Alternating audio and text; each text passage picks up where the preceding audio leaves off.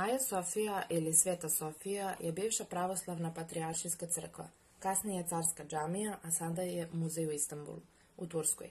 Zamenjala je dve manje crkve koje su postojale na tom mestu 4 veka pa su izgorele u požaru.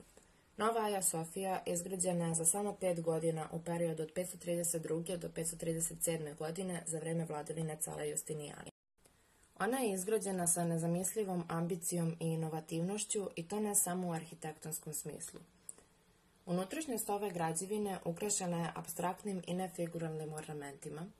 Ravni zidovi donjih nivoa obloženi su mermernim pločama raznih boja, koji su uglavnom rascepljeni sa ciljem da se dobije simetrična šara.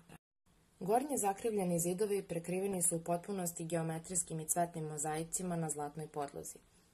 Većina mozaika u crkvi potiče iz srednjevizantijskog perioda, vremena vraćanja likova, a za najstariji mozaik smatra se da je nastao 867. godine.